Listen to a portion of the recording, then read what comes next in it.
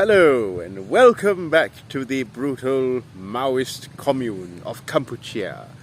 Today I'm standing outside the ruins of Thep Pranam Temple, which was built sometime in the 9th century. It's one of the oldest temples in Angkor.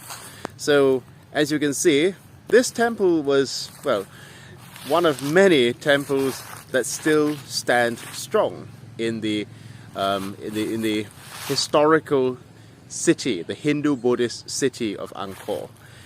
Now, you might be wondering why it was not demolished by Pol Pot. Why didn't Pol Pot demolish these things? You know, these things are still going strong, and these things, you know, were not touched during the time of the Khmer Rouge.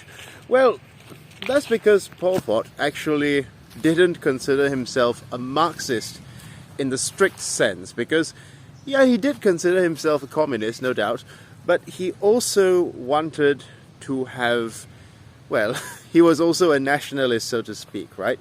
So the danger of adding ethnic nationalism, if you will, and I'm not saying these things should have been destroyed, but I'm saying the danger of doing patriotic socialism, like what you see in the MAGA communism sort of thing, is that there's always a risk you may end up, you know, with people who basically want to inject their own nationalistic agenda into the movement.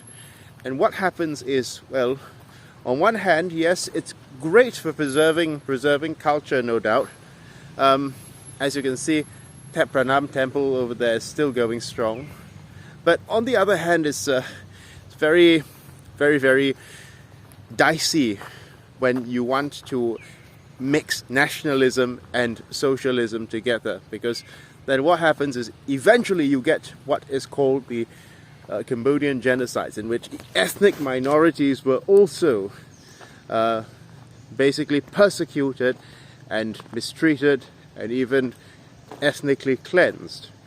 Because the thing is, whenever you inject nationalism into a socialist movement, it eventually devolves into national socialism. So you might say that Pol Pot was kind of like sort of like a national socialist, if you will. But I'm just saying, at the very least, it was not, the heritage of this place still remains intact. It still remains very much intact. And I think it's good to find sort of like a fine line between preserving heritage and culture and basically devolving into reactionary tendencies. Because at the same time, I also don't want to basically go the opposite direction, in the Cultural Revolution direction, and destroy all of this beautiful heritage that we have in Southeast Asia.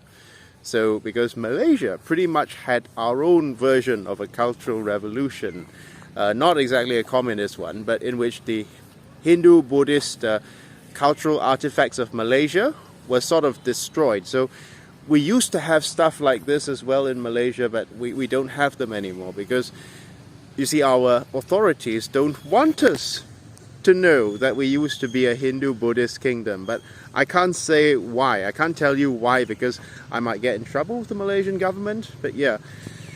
So the thing is, I'm very happy with how the Cambodian people have preserved their culture.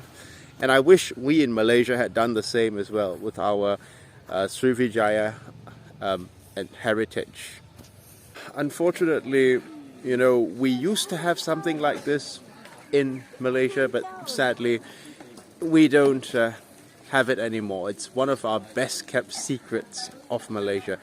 The authorities don't want us to know about the fact that there was indeed a rich Hindu-Buddhist past in Malaysia. But I can't say the reason explicitly, because I'll get into trouble if I do. But yeah, it's enviable to see how well the people of Cambodia have preserved their culture.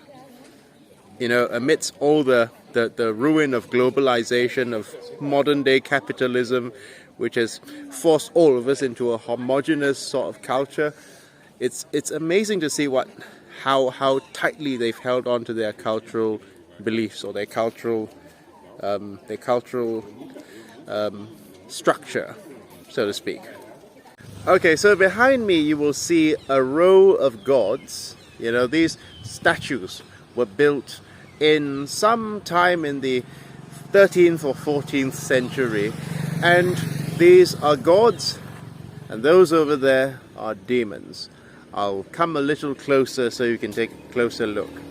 And if you notice, all the demons have got their eyes wide open, but all the gods, on the other hand, have got their eyes shut in a very serene, Buddha-like expression, so to speak. I'm not sure about the symbolism of this, but the gods all look serene, while the demons all look, well, they all look angry. See the fellow behind me? Yes, they all look very angry for some reason. Yes. Okay. Alright.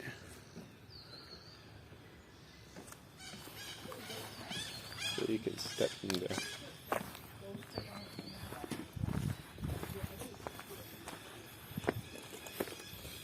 Ooh! Ooh! Ooh! My knee, my knee. Ah!